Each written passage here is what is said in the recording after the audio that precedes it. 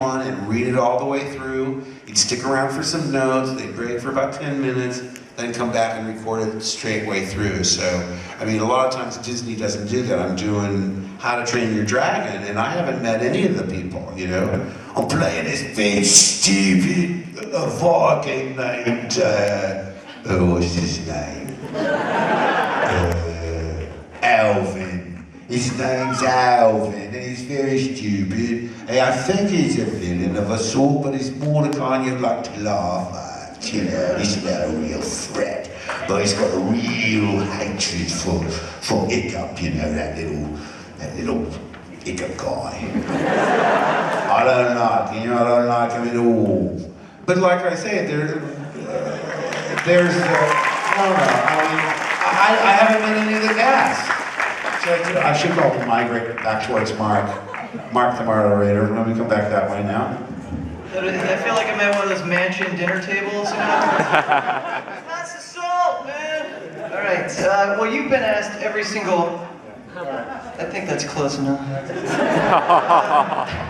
Well, I think you've really been asked every question under the sun with all the interaction you've ever had with every interview ever. So I ask you this question in hopes that you've never been asked this question. All right. If you could ask yourself any question that you wish someone else would ask you, what would it be?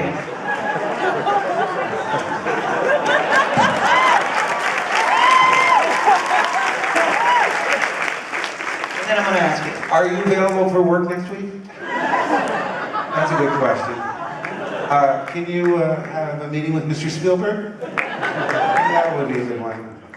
No, I don't know. I mean, I always like to hope that you never repeat yourself and that there's always something new over the horizon. I mean, I take 2 steps forward, 1 step back trying to get this damn Black Pearl movie made. Where I would direct, I would be in it. I co-wrote that. We rebooted it after it was set up once and then it fell over. And went into what they call turnaround, which is, you know, we're paying you to go away now. But we rebooted it at one point because we left it by the wayside. It kind of started getting away from us. And, you know, because the comic book was it was a screenplay first. Then it was the Dark Horse graphic novel. And I thought, well, the whole premise of this movie is what would happen if somebody really tried to go out and do what only works well in comic books. But complete reality, no science fiction or fantasy or artifice, just what if. And you can't do that in a comic book because you're trying to scrutinize the very form that you're analyzing under the magnifying glass with, we didn't have thought balloons, but there were balloons, and I thought, well, since it's that, we'll keep the same premise, but we'll just let it be a comic book and just let it, he has no superpowers, but my point is, the guy I wrote it with, Eric Johnson, has partnered up and since become an Oscar nominated and BAFTA nominated and Screenwriters Guild nominated, and he won all the nominations. He lost mostly to The King's Speech, but they wrote The Fighter, which was very successful. So I'm thinking, well, maybe that can reflect well on us because that's their favorite script. Hands down, they're writing something for Disney now, like, oh, it's no Black Pearl, but.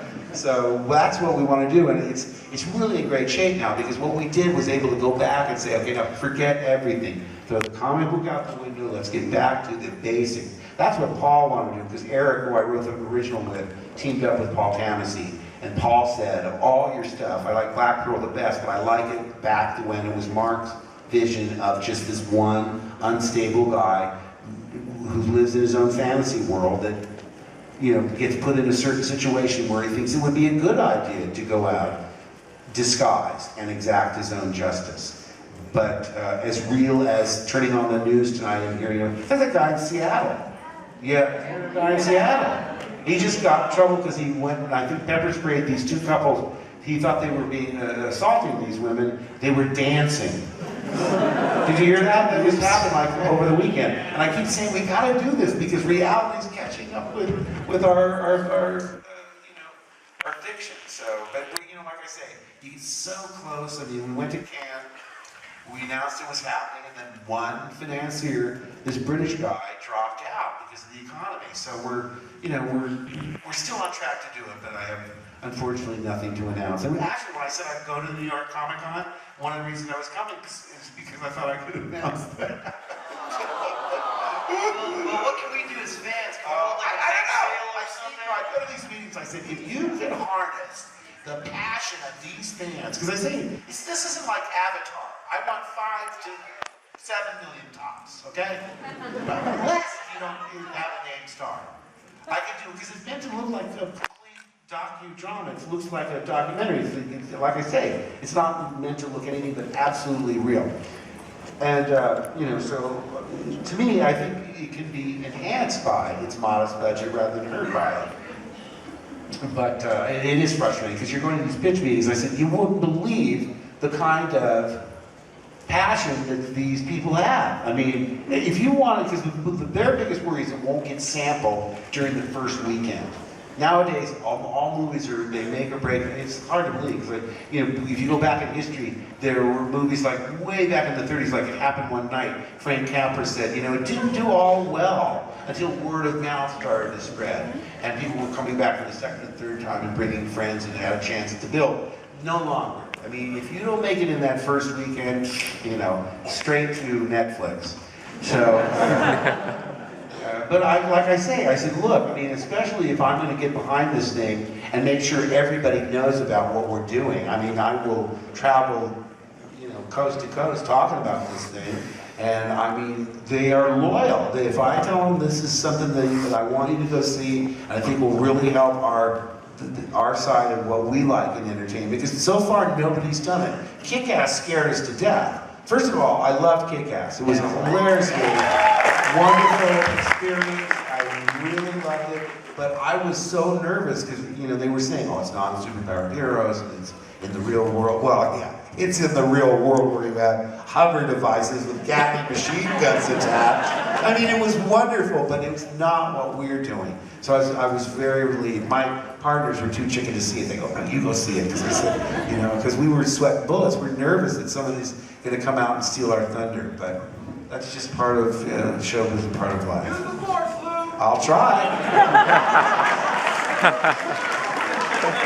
What did Homer say? Use the forks, Luke. Use the forks.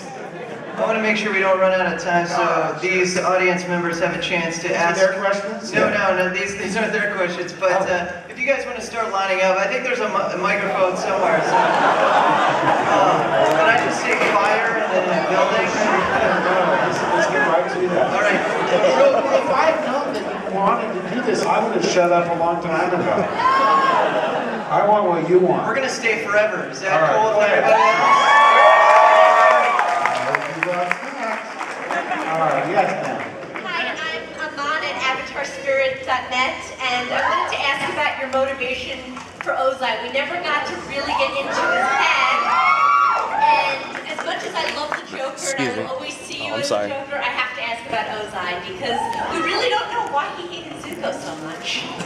Well, first of all, I read that. She's talking about Avatar: The Last Airbender.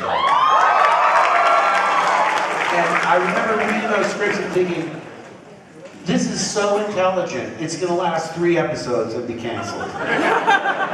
Because everything else, usually it has to be like action, slam, bang, whatever. And to give it a really quick answer, it was so intelligently written. Now, my father was in the Navy, so I lived in Japan for 2.5 years. So I had sort of an understanding of a kind of a culture that isn't really come naturally to Americans. And I think what really put me on my guard was the fact that Mako, this very revered Japanese actor, played sort of my counterpart. So there was no goofing around. I mean, they're some of the funniest and most profane people in the world that inhabit the animated world.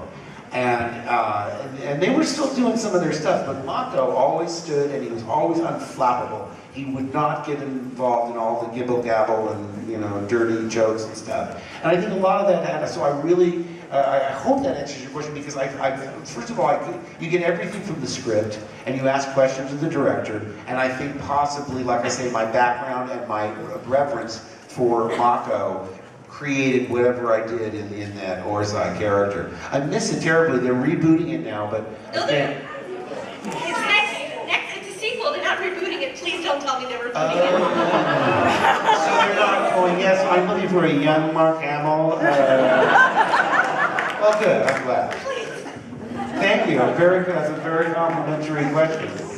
I'm glad you liked that series, so did I. I'm so proud of the audience for watching it, truly. You know?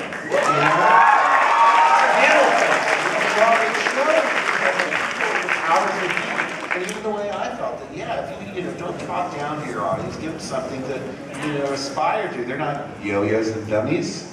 Not all of them, anyway. I'm pretty smart. Yes, sir, what is your question? Well, I was going to ask about Avatar, but she took care of that. Oh, she stole your question, did she? That's all right. One that that me and my brother, and I'm sure a lot of Batman fans would like to know is which Joker episode was your favorite to record? Oh gosh, there's been so many highlights. I just thought the idea of him having a Christmas special was so hilarious with the red Harry Como sweater. So the concept of that I love. I love the ones that were based on the actual comic books, like the Laughing Fish. I loved. I loved doing the Mask of the Phantasm because we had a little more space there, and there was an interesting take on his origin. I mean, I'm always surprised. Like I remember telling Andrea Romano, I bumped into Paul Dini, one of my favorite Joker writers, at Golden Apple in Hollywood, comic book store. It seems fitting, right? And they were doing Batman Beyond, and so I was sort of joking with Paul. Because our show was over, and I kept picking these franchises where they went in the wrong direction. Star Wars went backwards, Wing Commander went backwards, Batman went forward. My wife was saying, "Can you pick one franchise that will help us, please?" So I saw Paul Dini, and so I jokingly said, "Hey, Paul, I know Batman Beyond said way 100 years in the future, or whatever. Come on, you've seen Futurama. Bring Joker back with the head in the jar." And he said, "Be careful what you wish for." Because as it turns out, they asked him, "Would you write a Batman Beyond direct-to-video?" And he said, "The only way I'll do it is if I can bring back the Joker." And he said, "Would you do it if I do that?" And I went, "Oh my gosh. Let me think about it." Yeah. But I also knew that it would be a different Joker than we'd ever done before because they wanted to keep you guessing as to whether he was a robot or a clone or, whether he was the real thing or he wasn't. And they didn't let me do my old tricks. I couldn't get in there and do Joker, yeah, no. I had to do it much more Hannibal Lecter-y and subdued. And I had to trust her because by that time I had really a lot of times when you listen to the first couple of episodes of, say, The Simpsons, Homer sounds so much different. "Come here, boy. I told you to get a haircut." Boy, it's much more wild than that now. "Did the cute around your vision?" But because you find your niche. And by that time, I worked out all my Jokerisms, and she made me get rid of all of them. But again, it paid off in the end.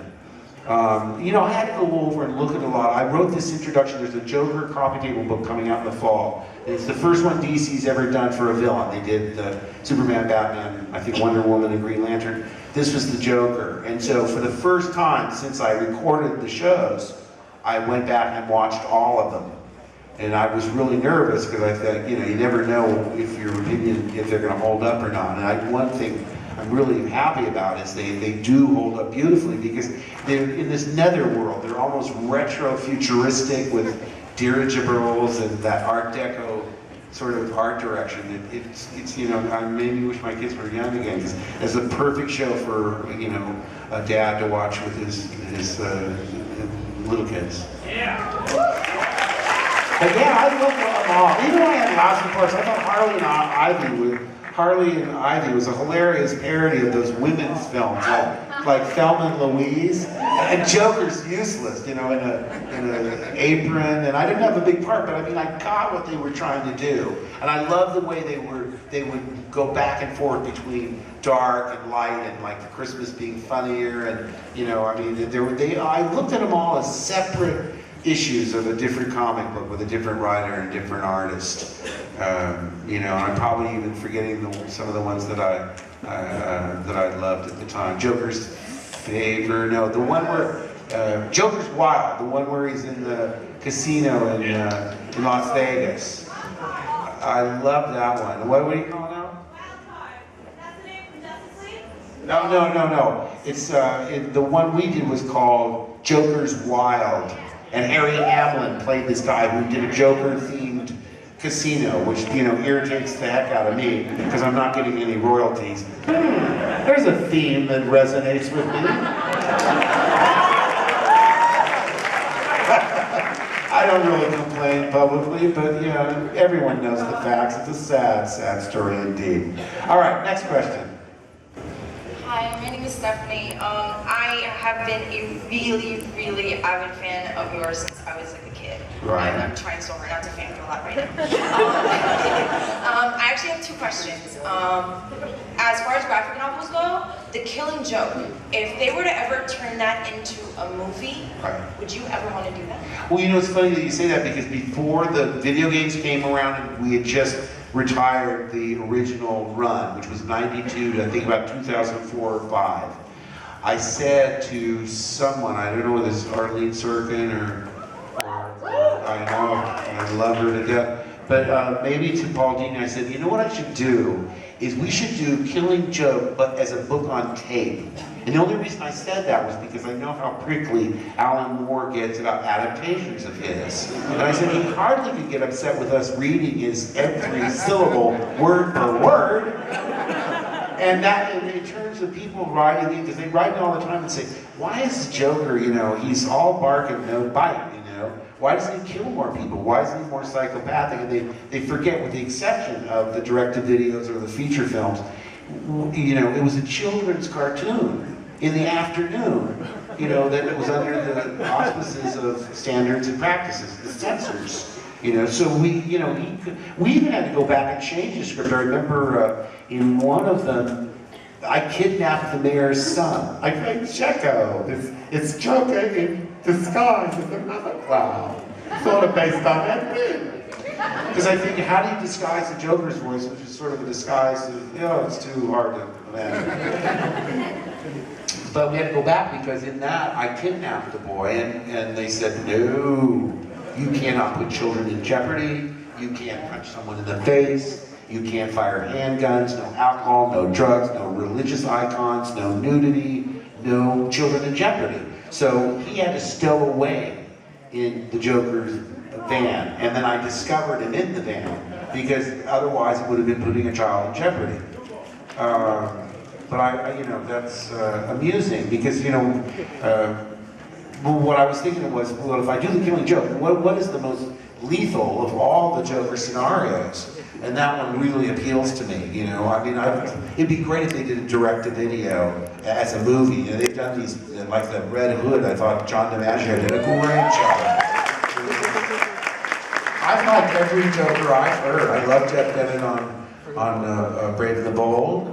I love Kevin and Michael Richardson. I'm one of those people that not one person can play Hamlet. A lot of people can play Hamlet. So if they did the Killing Joke, I would love to have a crack at it. Because with Killing Joke, they wanted a new approach. And that's what I think it's Bruce Greenwood, is it? As Batman? Yeah. It's not Kevin, yeah. And then it's like I said, John is Joker. So they don't like you to get too associated with the part, because it's investing too much power in one person's, they don't want one guy that does Bugs Bunny, they want 6 guys that do Bugs Bunny. It's a corporate thing, you understand that. Occupy Wall Street, yeah, man. Total solidarity. I want economic justice for those Wall Street crooks too. I do. I really do. Isn't that funny? All these guys do that. They paid them off with our tax money, and nobody gets prosecuted. People point that out, and they get arrested. They've arrested hundreds of people for just pointing out that nobody got arrested for the Wall Street crooks. How did we get on this topic? My daughter, when I started, done this movie, you guys gotta watch this movie called Sushi Girl. In fact, we have some cards. We don't have enough for everybody. We should hand them out to every 5th person or something.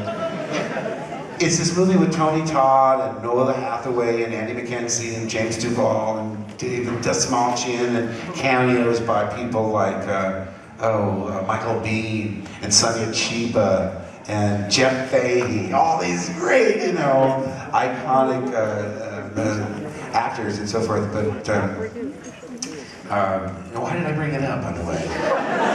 I don't know, but I think it leads to Hamill for president, right? I know why it was. Because my daughter says the producers want to get you on Twitter.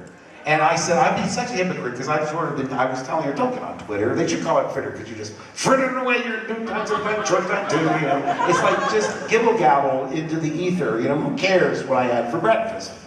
Don't Twitter. Don't Twitter away your life. But the producers of Sushi Girl said, no Twitter because we want to get people to come to this con in the one in San Diego. So, okay, so I went on Twitter, and my problem is I can't Twitter my politics, because you know what, I'm one of those guys where I'm very involved, and I really care about the issues, and, I read the newspaper every day, and I follow it all along, but I'm real careful not to say, vote for this guy, or you do this, you do that, you like what I like. I just don't want to do it. But it's hard, because, what do you write about? You write about, I almost broke my tooth on a Cheeto today. Or, Fox News is insane! It's one or the other. There's no middle ground there. So I sort of gone silent on Twitter. But I'll be active again once I get. What I want to do is get Black Pearl made, so I'll really have something to come back with. But in the meantime, there's Arkham City and there's Sushi Girl. So there you are. And it's at Hamill himself, right? That's your Twitter. Is that Hamill himself only because somebody else took Mark Hamill? Dude, I know, I don't get that. Right? You can buy it back, I know. You can? I don't know about these things, but I think that's hilarious that you can't even own your own name. What else do you have?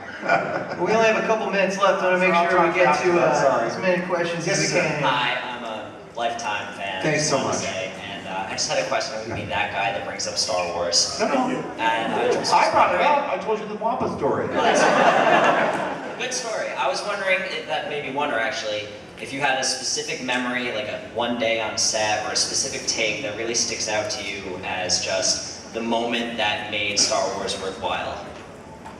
Oh, that's really tough. It probably would have involved Alec Guinness because we went away to North Africa with him and the robots first before any of the other actors came over to do studio work. And there was such majesty, there's such beauty in the Tunisian desert, and to be far away from everything you know in an outfit like that, riding in a floating car with robots and Sir Alec. I was just, oh my gosh, if this doesn't play the way it should, it's going to be the best home movie I've ever owned. I'll get a copy of it.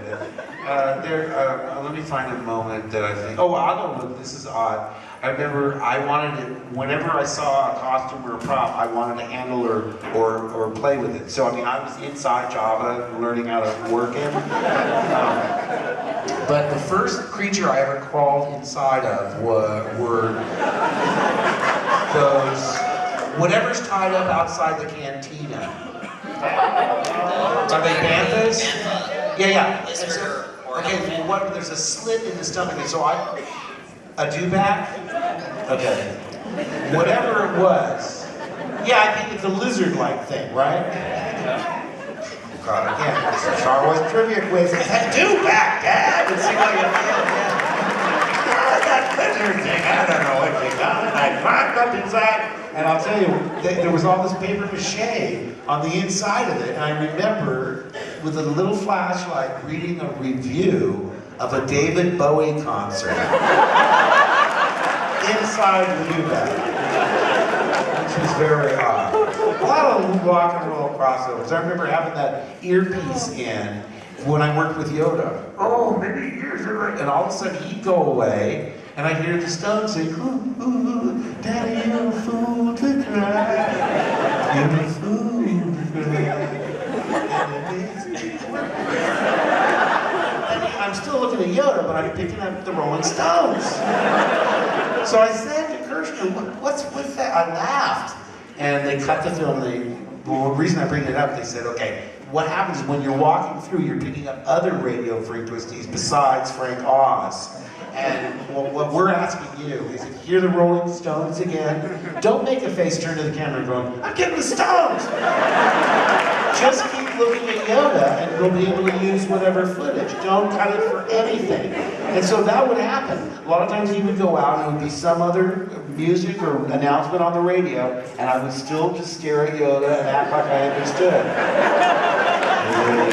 Yeah, I could be a Jedi. I'm ready.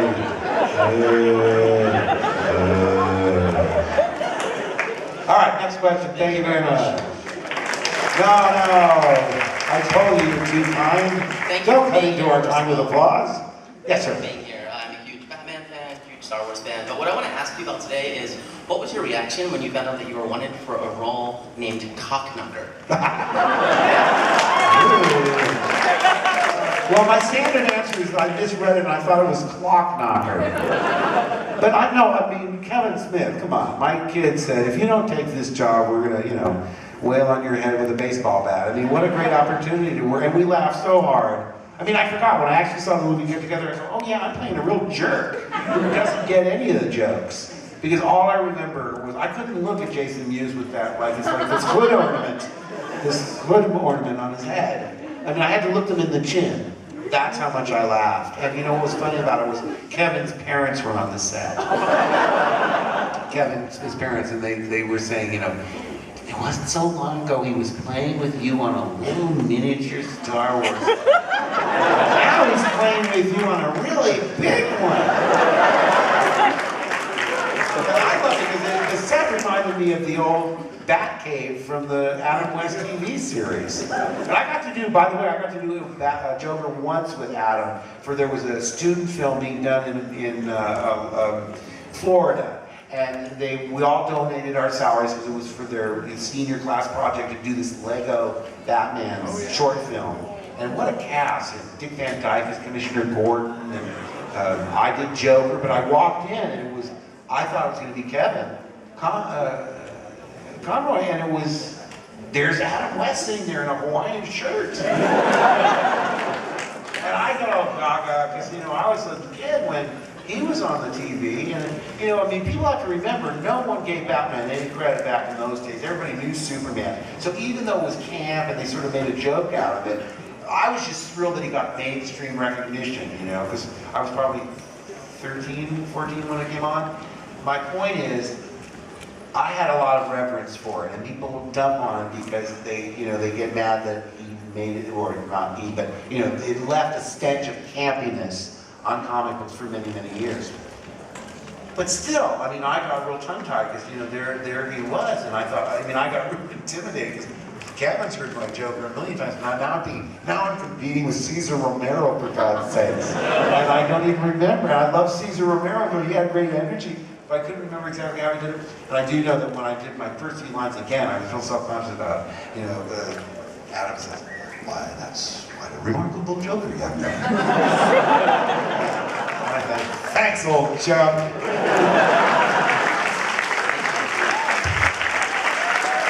But he's delightful. He's got such a great sense of humor, this man, Adam West. Such a great sense of humor. He's sharp. He totally gets the jokes. In fact, when we went back and did that Brave and the Bold, there was stunt casting, and me and Kevin and I played the Phantom Stranger and Spectre, and Thomas and Martha Wayne were played by Adam and Julie Newmar. Oh, amazing. So that was great fun too. Well, unfortunately, it's the worst thing that's going to come out of my mouth, which is we have time for just one more question. Oh, no. I want to stay here another 3 days. The birthday boy. I was going to say he gets gone. Yeah, what a kind man you are. Let's hear it for the guy in the front of the line, letting birthday boy cut. What's your name, by the way? Who gave you the gift? No, the guy who gave you I want to make sure. The selfless man. Yeah, the selfless man. What's your name, man? Adam, pleasure to meet you. Thank you, Very Adam. cool that you did that. That's awesome. We should be more like Adam. 3 cuts for everyone. If I'm elected, 3 cuts for everyone. Mark. Yeah. I have to thank you so much. You have no idea how much this means to me. This is a question? He wants you to sing happy birthday to him, I think. Okay, here's a short story. Huge fan. Grew up with you. Big part of my life, influenced. How would you interpret Heath Ledger's Joker's lines? Oh. Like, how would you how would your version of Joker interpret, you know, how it got these. All right, back to Adam's question. Heath Ledger? Is that what he's asking about? Yeah, how would your Joker do his lines? Oh, I never thought about that. I mean, what happened was, when I saw The Dark Knight, I just was amazed at what an original take on it that it was. You know, that he was joyless, that he was like almost like a heroin addict. I mean, it was tremendous. What an accomplishment. And I've never seen such a tongue-centric performance since Hannibal Lecter, where he creeped you out with that slithery tongue. I mean, I thought it was so original. I mean, whether it's the screenwriter, or Heath Ledger, or Christopher Nolan, or all the three combined. I mean, you couldn't, I mean, it's like an alternate reality where that's as valid a Joker as anything that's ever been done. Mine is sort of old school comic book, and that's fine, but I mean, I just had to take my hat off to all of them. I thought they were fantastic. Yeah, absolutely. I was just hoping you could say why so serious. Why so serious?